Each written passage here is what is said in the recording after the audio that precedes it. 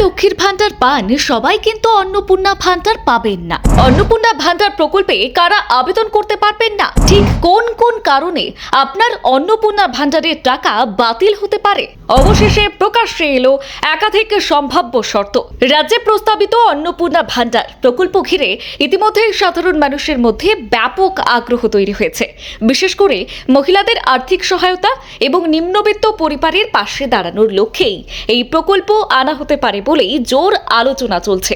যদিও এখনো পর্যন্ত রাজ্য সরকারের তরফে পূর্ণাঙ্গ গাইডলাইন প্রকাশ করা হয়নি, তবুও বিভিন্ন সূত্র মারফত কিছু সম্ভাব্য ক্রাইটেরিয়া সামনে আসতে শুরু করেছে।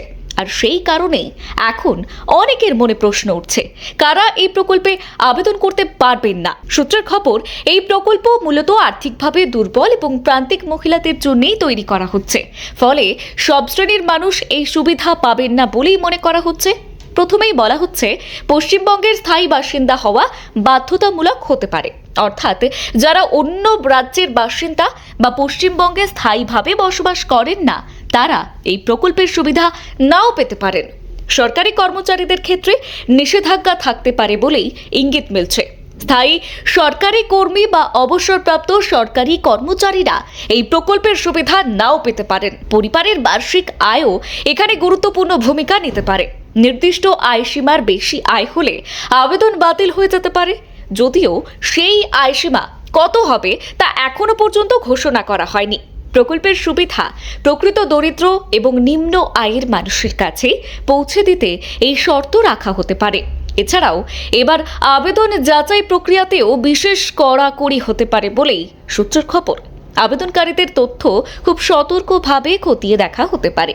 যদি কোনো আবেদনপত্রে ভুল তথ্য, ভুয়ো নথি বা অসঙ্গতি ধরা পড়ে, তাহলে আবেদনে সরাসরি বাতিল হয়ে যেতে পারে। এছাড়াও আবেদনকারীর নিজের ব্যাংক অ্যাকাউন্ট থাকা অত্যন্ত গুরুত্বপূর্ণ হতে পারে, কারণ সরকারি প্রকল্পের টাকা সরাসরি ব্যাংক অ্যাকাউন্টে পাঠানোর পরিকল্পনা রয়েছে বলেই জানা যাচ্ছে। আর সেই কারণে আধার কার্ড, পরিচয়পত্র, ব্যাংকের তথ্য এবং প্রয়োজনীয় নথি না থাকলেও আবেদন বাতিল হতে পারে।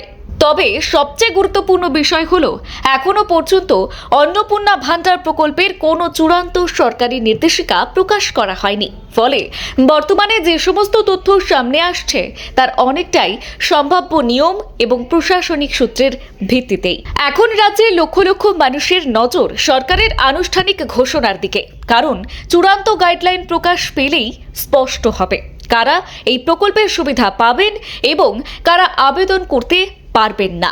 ব্যুরো রিপোর্ট, গলসি বার্তা।